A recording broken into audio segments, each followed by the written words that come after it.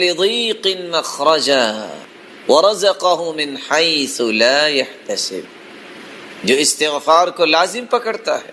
اور دوسری روایت کے لفظ من اکثر الاستغفار، جو کثرت سے استغفار کرتا ہے، جعل اللہ له من كل هم فرجا، اس کی بخشش تو ہوگی قیامت کے دن. اللہ انعامات سے تو نوازیں گے، لیکن دنیا میں بھی اللہ رب العزت اس کے غم کو خوشی میں تبدیل فرما دیتے. ومن كل ضيق مخرجا، اور اس کی تنگی کو آسانی بنا دیتے ہیں. ورزقه من حيث لا يحتسب، اور اللہ رب العزت وہاں سے اس کو رزق عطا کرتے ہیں دنیا میں جہاں سے اس کا گمان بھی نہیں ہوتا. اور قرآن مجید میں اللہ رب العزت اس لیے فرماتے ہیں نوح علیہ السلام کی حکایت کرتے ہوئے، فَقُلْتُ اسْتَغْفِرُوا رَبَّكُمْ إِنَّهُ كَانَ غَفَّارًا يُرْسِلِ السَّمَاءَ عَلَيْكُمْ مِدْرَارًا وَيُمْدِدْكُمْ بِأَمْوَالٍ وَبَنِينَ وَيَجْعَلْ لَكُمْ جَنَّاتٍ وَيَجْعَلْ لَكُمْ أَنْهَارًا مَا لَكُمْ لَا تَرْجُونَ لِلَّهِ وَقَارًا. تم استغفار کر لو، اللہ رب العزت تمہارے گناہوں کو معاف فرما دیں گے. یرسل السماء علیکم مدرارا، یہ پانی انسانی زندگی کا راز ہے. تم پہ موسلا دھار بارشیں اللہ برسائیں. وَيُمْدِدْكُمْ بِأَمْوَالٍ، تم مال و دولت کی قلت کی شکایت کرتے ہو، استغفار کر لو، اللہ رب العزت تمہیں مال و دولت میں فراوانی عطا فرمائیں گے. وَبَنِينَ، تم اولاد کی نعمت کو ترستے ہو، استغفار کر لو، اللہ تمہیں اولاد کی نعمت سے نواز دیں گے. وَيَجْعَلْ لَكُمْ جَنَّاتٍ، تم پھلوں سے ترستے ہو، اللہ تمہیں باغات کا مالک بنا دے. وَيَجْعَلْ لَكُمْ أَنْهَارًا، تم پانی کی بوند بوند سے ترستے ہو، اللہ رب العزت تو تمہارے لیے نہریں جاری کر دیں گے، نہروں کا بندوبست فرما دیں گے. وَيَجْعَلْ لَكُمْ جَنَّاتٍ وَيَجْعَلْ لَكُمْ أَنْهَارًا مَا لَكُمْ لَا تَرْجُونَ لِلَّهِ وَقَارًا. اور تمہیں کیا ہو گیا ہے پھر بھی تم اللہ رب العزت کے وقار کو نہیں سمجھتے. مَا لَكُمْ لَا تَرْجُونَ لِلَّهِ وَقَارًا.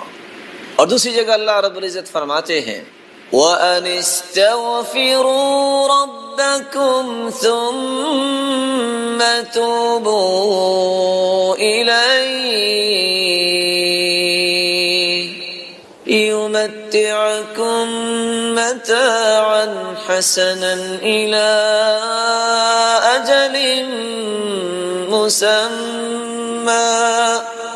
استغفار تم کر لو، جب تک زندہ رہو گے اللہ تمہیں سکون اور وقار کی زندگی نصیب فرما دیں گے. استغفار کا فائدہ آخرت میں تو ہے لیکن دنیا بھی سنورتی ہے.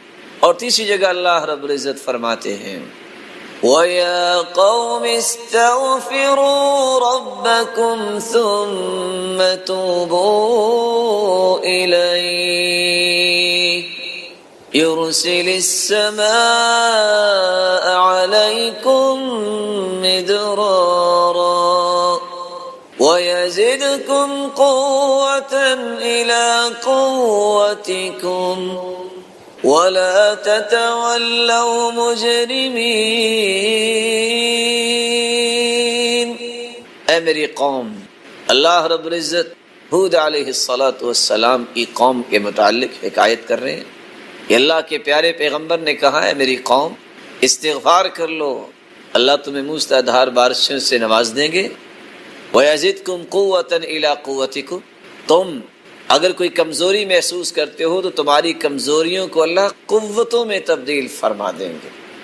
وَيَزِدْكُمْ قُوَّةً إِلَىٰ قُوَّةٍ، کسی کے پاس مالی کمزوری ہے، خاندانی کمزوری ہے، ملی کمزوری ہے، ان تمام کمزوریوں کو اللہ رب العزت قوتوں میں تبدیل فرما دیں گے.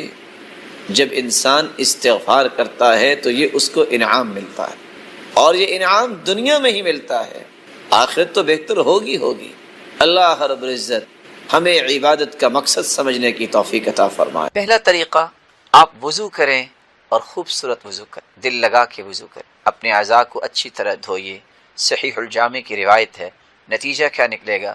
رسول اللہ صلی اللہ علیہ وسلم نے فرمایا الوضوء یکفر ما قبلہ ثم تصیر الصلاة نافلہ، وضو کرنے سے انسان کے گناہ جھڑ جاتے، معاف ہو جاتے اور نماز نفل بن جاتی ہے۔ جب انسان ہاتھ کو دھوتا ہے، صحیح مسلم کی روایت ہے، غور سے دھوئے اور یقین کرے کہ ہاتھوں سے کیے گئے گناہ معاف ہو گئے۔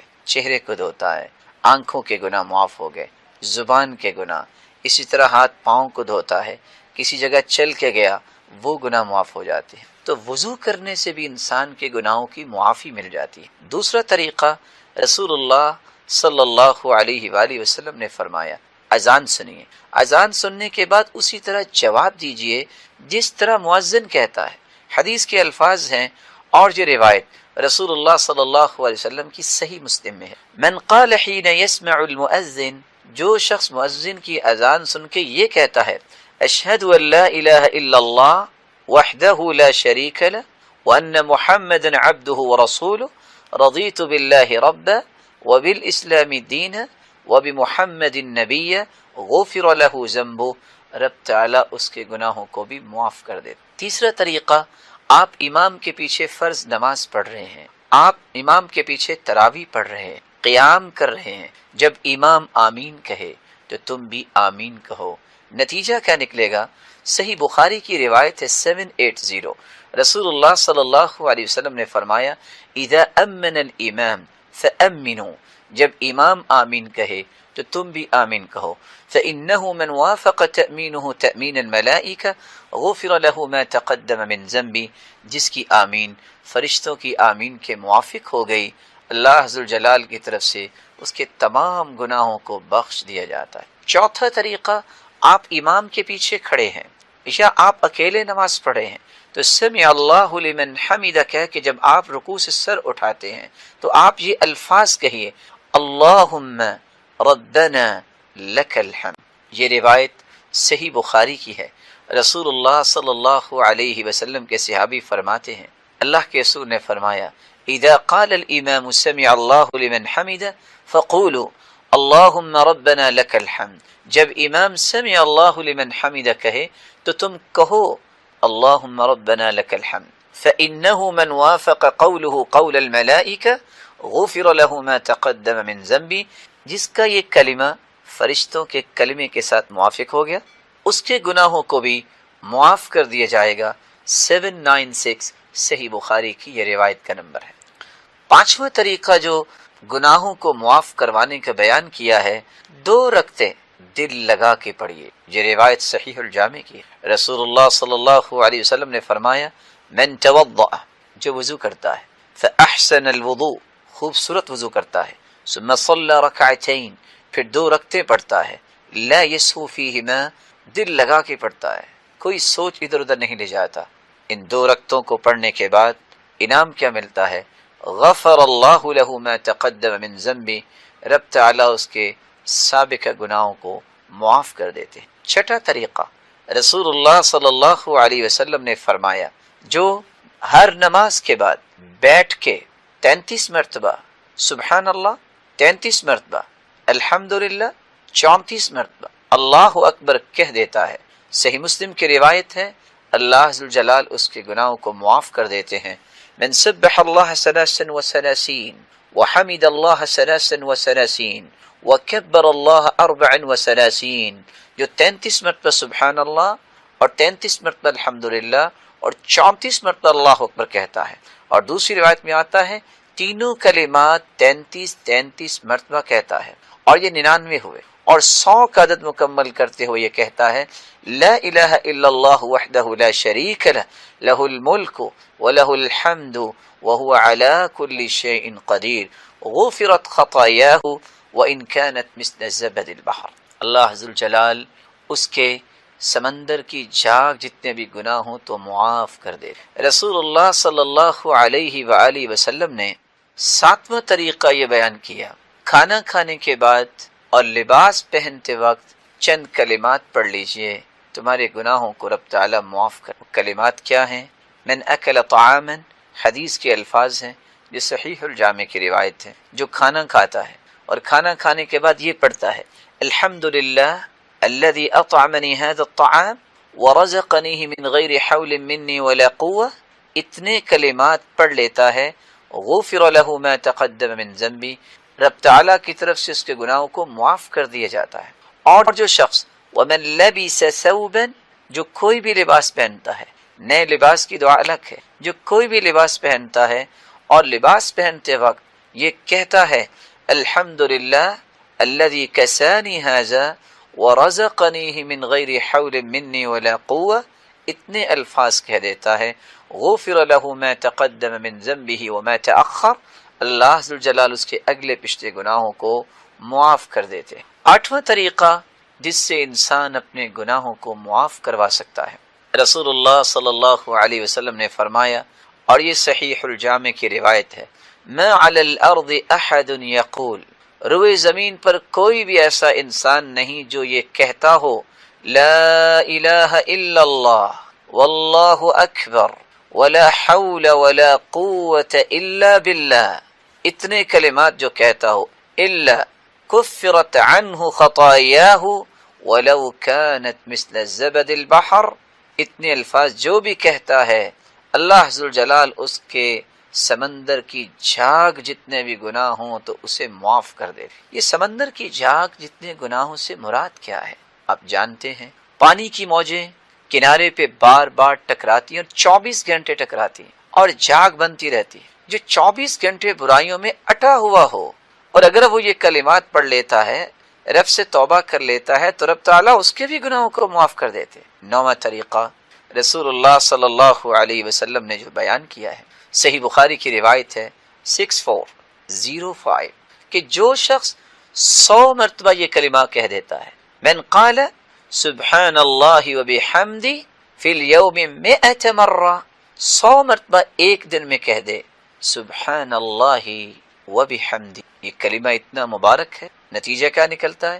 حطت عنہ خطایاہ وَإِن كَانَتْ مِثْلَ زَبَدِ الْبَحَرِ، اللہ ذوالجلال سمندر کی جھاگ کے برابر بھی اگر گناہ ہوں تو اس کے معاف کر. 10واں طریقہ رسول اللہ صلی اللہ علیہ وآلہ وسلم نے بیان کیا ہے، وہ یہ ہے اگر آپ کو اللہ نے یہ توفیق دے دی تو آپ کتنے خوش نصیب ہیں، بختور ہیں، سعادت مند ہیں، خوش بخت ہیں کہ آپ کی زندگی میں آپ کو اللہ کے قرآن کی مجلس، اللہ ذوالجلال کے ذکر کی مجلس میسر آ گئی، نیک لوگوں کی مجلس میسر آ گئی.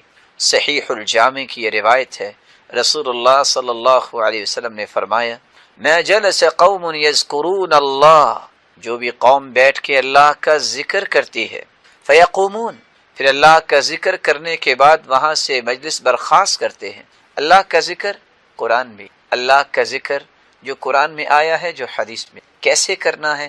جیسے اللہ کے رسول صلی اللہ علیہ وسلم جب وہ مجلس برخاست ہوتی ہے تو اللہ ذوالجلال کا فرشتہ یہ اعلان کر دیتا ہے قوموا قد غفر اللہ لکم ذنوبکم، جاؤ اپنے گھروں کو واپس پلٹ جاؤ، تمہارے گناہوں کو رب تعالی نے معاف کر دیا ہے. وبدلت سیئاتکم حسنات، اور تمہارے گناہوں کو نیکیوں میں تبدیل کر دیا گیا.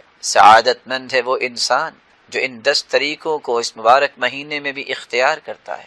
اور 11واں اور آخری طریقہ میں آپ کی خدمت میں جو پیش کرنے جا رہا ہوں، رسول اللہ صلی اللہ علیہ وسلم نے فرمایا من حج للہ فلم يرفث ولم يفسق رجع كيوم ولدت امه، جو حج کرتا ہے، فسق و فجور سے بچتا ہے، برائی سے بچتا ہے، رب تعالی اس کو اس طرح گناہوں سے پاک کر دیتے ہیں جس طرح آج اس کی ماں نے اس کو جنا ہو، اس پہ کوئی گناہ نہ. بلا شبہ رمضان المبارک کے بعد شوال، ذی القعدہ اور ذی الحجہ کا مہینہ بعد میں ہے.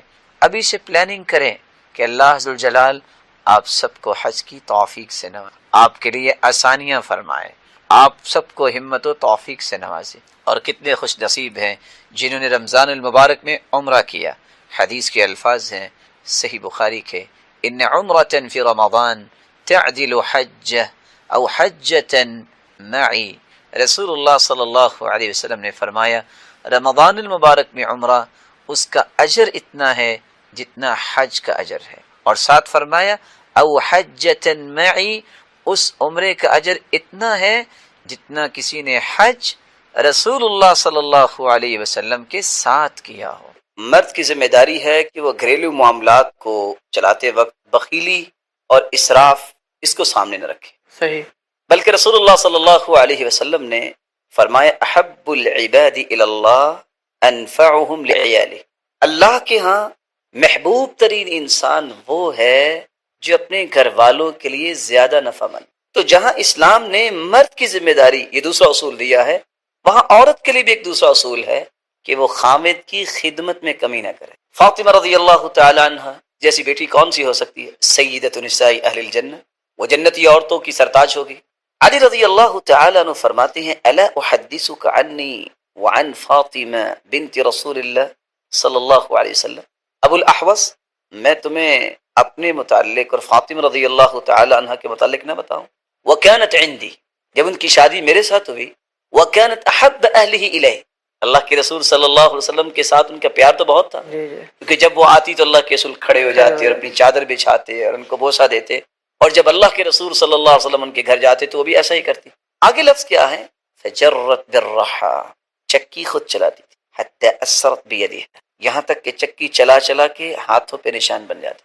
واستقت بالقربہ، اور گھر کے لیے پانی لانے کے لیے انہیں چشمے سے مشکیزہ بھر کے لانا پڑتا تھا، اور مشکیزیں اٹھا اٹھا کے حتی اثرت بنحریہا، ان کے کندھے پہ نشان بن چکے۔ وقمت البیت، گھر کی صفائی بھی خود کیا کر، حتی غبرت ثیابہا، سارے کپڑے ابرالود ہو جاتے۔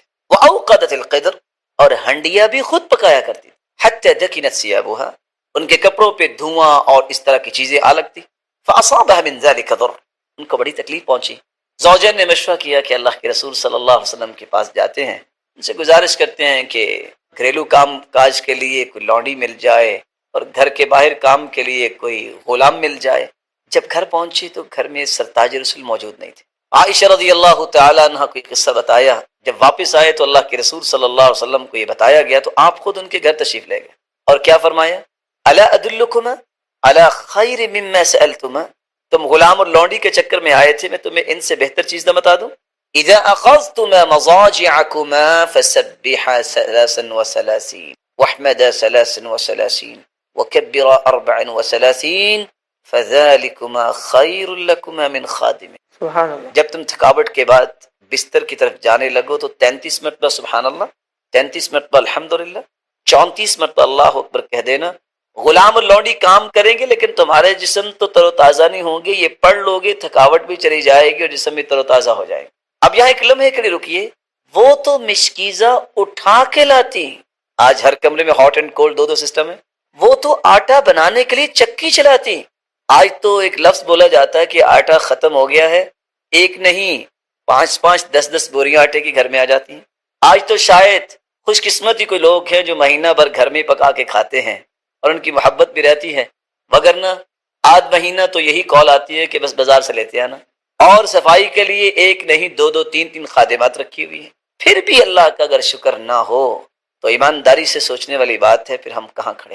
آپ کی اس گفتگو سے ہمارے سامنے ایک اور بہت عمدہ اصول آیا، وہ یہ کہ جس طریقے پر شوہر کی ذمہ داری ہے کہ وہ بخیلی کا مظاہرہ نہ کرے، اسی طریقے پر گویا بیوی کی ذمہ داری یہ ہے کہ وہ شوہر سے بے جا مطالبے نہ کرے اور اس کی خدمت میں رہے اور قناعت کی زندگی بسر کرنے کی کوشش کرے۔ بلکہ میں ایک قصہ جو صحیح بخاری کا ہے، اتنا خوبصورت قصہ ہے کہ اگر کوئی مومنہ عورت اس کو سن لے تو اس کی زندگی بدل سکتی۔ خدیجہ رضی اللہ تعالی عنہ، وہ بھی تو آخر بیوی تھی۔ جی جی اس وقت نہ بجلی تھی، نہ گیس تھی، اور نہ ہی اس وقت یہ ماحول تھا جو آج ہے۔ نہ جانے وہ کیسے کھانا پکاتی تھی، کھانا پکا کے اپنے خامند کے لیے غار حرا پہنچنا ہے۔ مومنوں کی ماں کو ٹفن ٹائپ کو چیز دی، اس میں کھانا ڈالا، پانی ڈالا اور سالن ڈالا اور چل پڑے۔ خامد کی اس خدمت کو اللہ تعالیٰ نے کتنا پسند کر لیا، غار حرا کی طرف چل دی۔ یہ ابھی غار حرا پہنچی نہیں، جبریل امین ہواؤں اور فضاؤں میں تیرتے ہوئے پہلے پہنچ گئے، اور کیا کہتے ہیں؟ یا محمد صلی اللہ علیہ وسلم ان هذه خدیجہ قد اتتک، آپ کی زوجہ مبارکہ خدیجہ آ رہی ہیں، بیدها اناء، اس کے ہاتھ میں ایک برتن ہے۔ فجر کی قسم اٹھائی تو کیوں اٹھائی؟ وہ مالک اور خالق ہے، اس کی تو ویسی بات بھی بغیر قسم کے پوری کائنات سے اعلیٰ اور سچی کلام۔ اس لیے کہ فجر کی نماز یہ فیصلہ کرتی ہے یہ منافق ہے اور یہ مومن۔ کسی منافق کو آپ فجر کی نماز میں نہیں دیکھیں، کیونکہ حدیث کے الفاظ ہیں اثقل الصلوات علی المنافقین صلاۃ الفجر و صلاۃ العشاء، دو نمازیں منافقوں پہ بھاری ہوتی ہیں، فجر کی نماز اور عشاء کی نماز۔ اس لیے بزار کی روایت نے ایک ایسی نشانی بیان کر دی جو ہر ایک کو یاد رہنی چاہیے، الذین تثاقلت رؤوسهم عن الصلاة، یہ منافقوں کی نشانی ہے کہ جن کے سر صبح اور عشاء کی نماز پہ بوجھل اور بھاری ہو جاتے ہیں۔ اور ویسے بھی اللہ کے رسول صلی اللہ علیہ وسلم نے فرمایا ان للمنافق علامات، منافقوں کی کچھ نشانیاں ہیں، ان میں سے ایک نشانی یہ ہے لا یأتون الصلاة الا دبرا، وہ نمازوں میں ہمیشہ لیٹ ہی آتے ہیں۔ فجر کی نماز کی قسم اس لیے بھی اٹھائی ہے کہ فجر اور عصر کی نماز پہ فرشتوں کی ڈیوٹیاں چینج ہوتی ہیں۔ صبح کی نماز جب ہو رہی ہے فرشتے آ جاتے ہیں، اور رات جنہوں نے گزاری ہوتی ہے انسان کے ساتھ وہ واپس چلے جاتے ہیں۔ عصر کو یہ واپس جاتے ہیں، نئے فرشتے آ جاتے ہیں۔ جب فرشتے واپس جاتے ہیں تو اللہ ذوالجلال سوال کرتے ہیں اچھا یہ بتاؤ کہاں گئے تھے؟ حالانکہ اللہ کے علم میں۔ فرشتے کہتے ہیں من عند عباد لک فی الارض، اللہ زمین میں گئے تھے۔ کیف ترکتم عبادی، میرے بندوں کو کس حال میں چھوڑ کے آئے ہو؟ تو فرشتے جواب دیتے ہیں اتیناہم وہم یصلون وترکناہم وہم یصلون، اللہ جب تیرے بندوں کے پاس گئے تب بھی وہ نماز ہی پڑھ رہے تھے صبح کی، جب واپس آئے ہیں تو پھر بھی نماز ہی پڑھ رہے تھے۔ تو اللہ ذوالجلال فرماتے ہیں اچھا گواہ رہنا میں نے ان سب کو معاف کر دیا۔ فجر کی نماز جس طرح یہ منافق پہ بھاری ہوتی ہے، مومن کے لیے انتہائی راحت کی نماز، خالی و ذہن، کوئی شور نہیں ہو رہا، کوئی کام دھندے کی فکر نہیں ہوتی۔ جتنی لذت کی نماز صبح کی نماز ہے اتنی کوئی نماز نہیں۔ جی نہیں چاہتا کہ انسان اس میں قرآن پڑھتا ہوا رک جائے، کام ہی کوئی نہیں۔ تازہ دم انسان جب اٹھتا ہے اور پھر اللہ نے جس کو ایمان کی دولت سے نوازا ہو، اس کی تو خوشی کی انتہا نہیں ہوتی کہ دن کا آغاز ہو رہا ہے، میں سب سے پہلے اپنے مالک کو حاضری لگوا دوں۔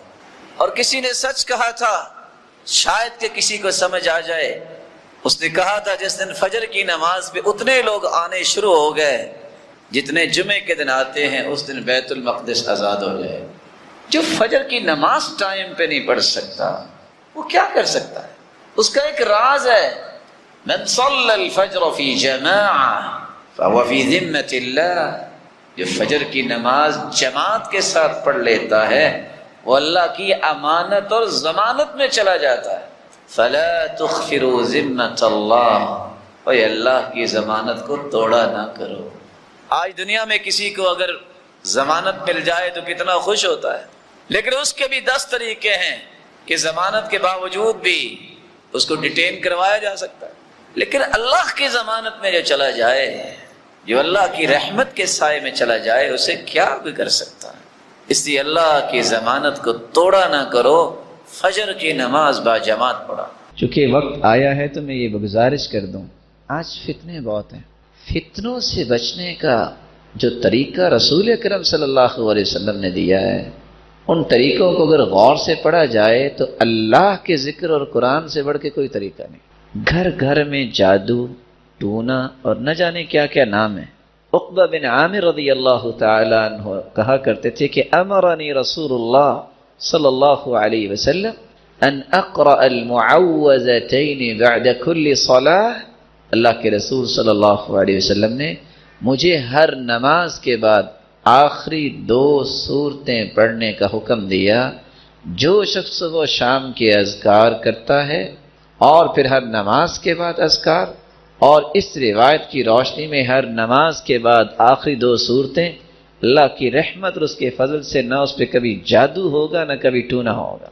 اس لیے آپ ذکر پہ کبھی سودے بازی نہ کیا کریں۔ اور حیرانگی ہوگی آپ کو یہ بات سن کے، امام ابن تیمیہ رحمۃ اللہ علیہ، ہم نماز پڑھتے ہیں نا، تو نماز کے بعد حالانکہ نیکی کی غرض ہوتی ہے، محبت ہی ہوتی ہے، ایک دوسرے سے سلام کرتے ہیں آ کے، چلو جی کوئی معزز آدمی آیا، ان سے کوئی سلام کرنا چاہتے وہ اپنے منہ پہ ہاتھ رکھ لیتے، کیونکہ اس وقت سنت کیا ہے؟ ذکر کرنا، سلام لینا نہیں ہے۔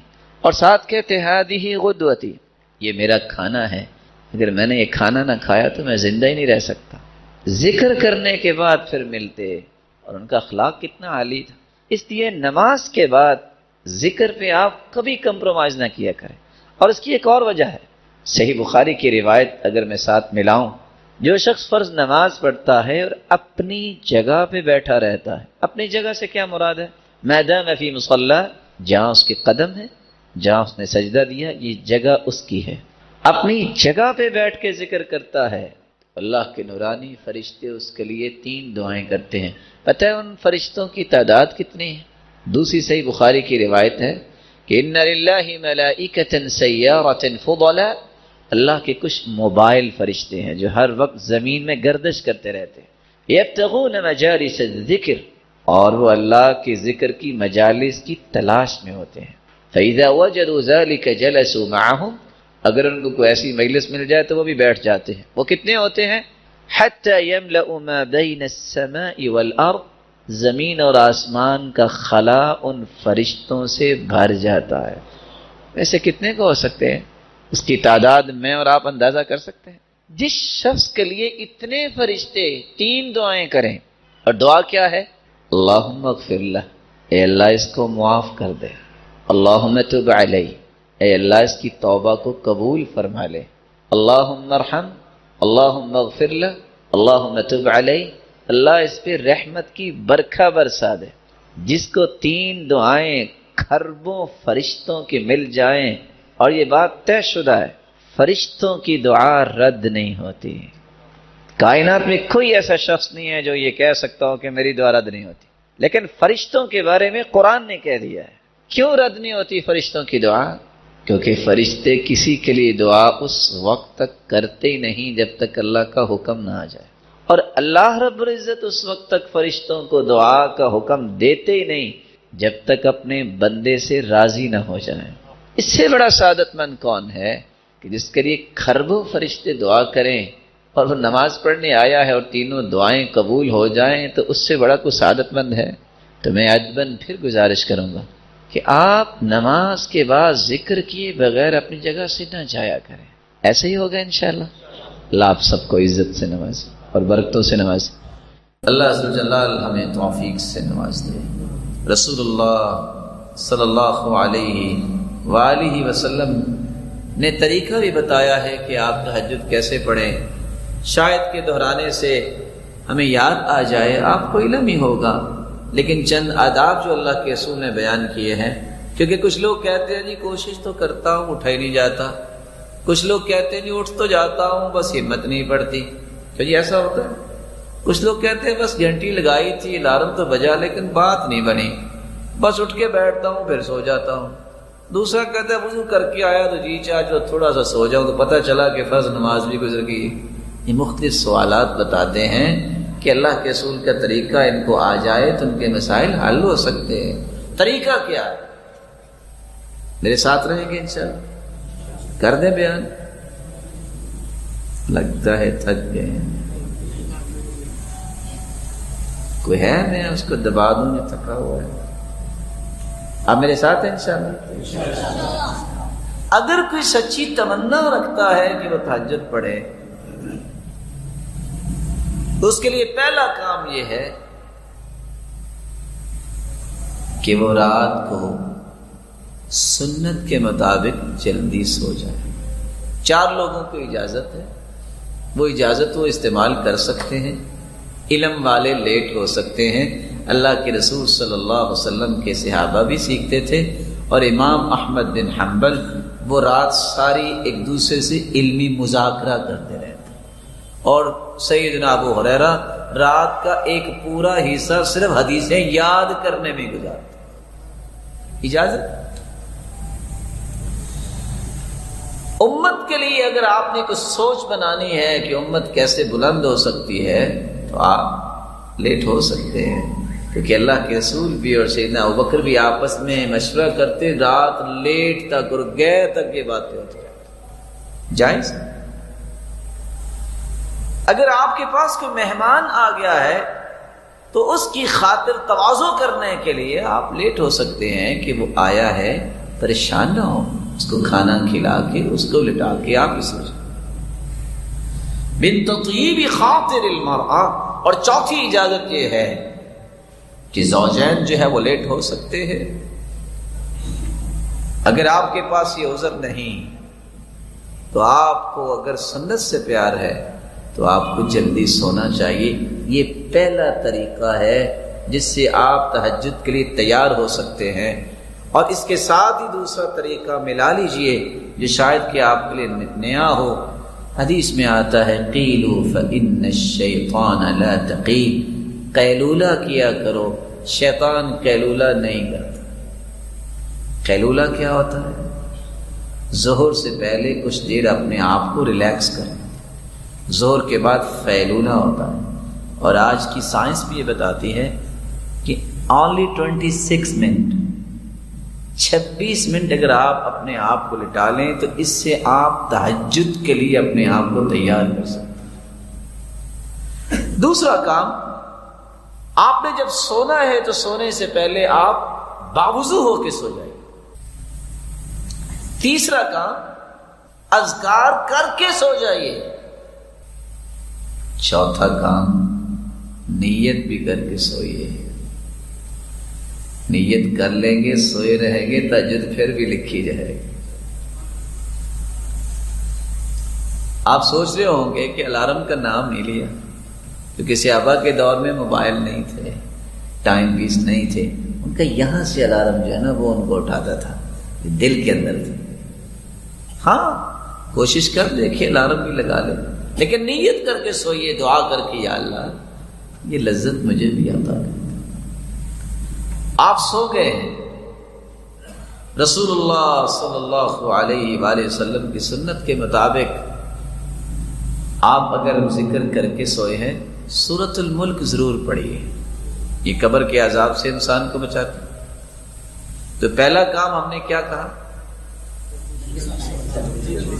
اکٹھے آگے چلے نا۔ پہلا کام کیا کرنا؟ دوسرا کام جی، تیسرا کام، چوتھا کام ذکر کر کے سونا ہے، اور پانچواں کام نیت کر کے سونا۔ آپ سو گئے، اگر اللہ نے آپ کی نیت کو پسند کر لیا کہ واقعتاً یہ مجھ سے ہم کلام ہونا چاہتا ہے، میرا مالک ضرور اٹھائے گا۔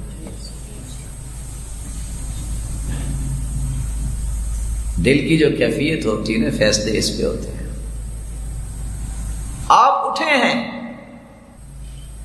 بہت سارے اٹھنے کے بعد بھی فیل ہو جاتے ہیں، شیطان نہیں ان کو اٹھنے دیتا۔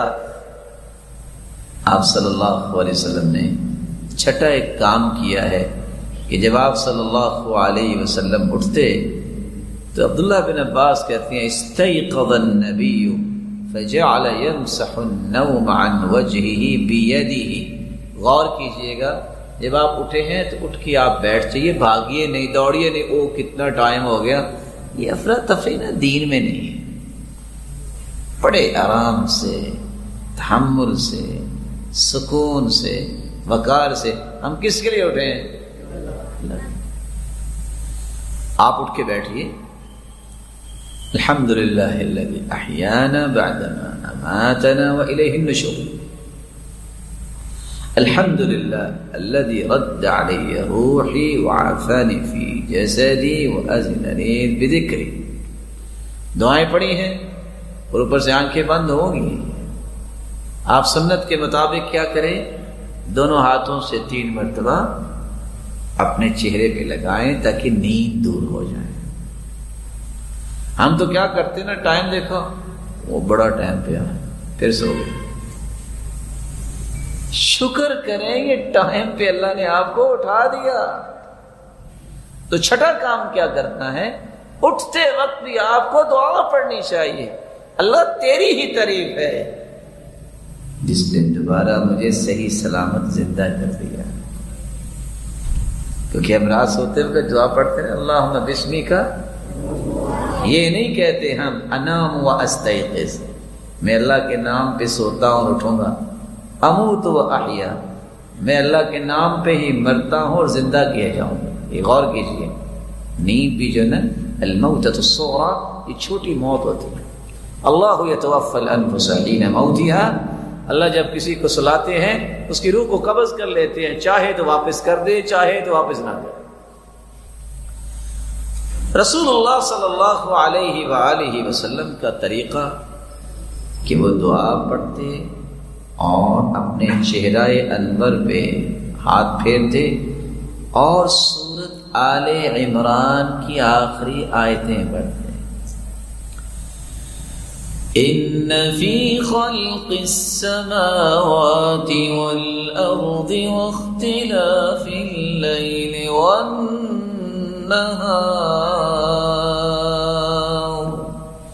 لآیات لأولی الالباب. 10 آیتیں سورہ آل عمران کی کو پڑھتے.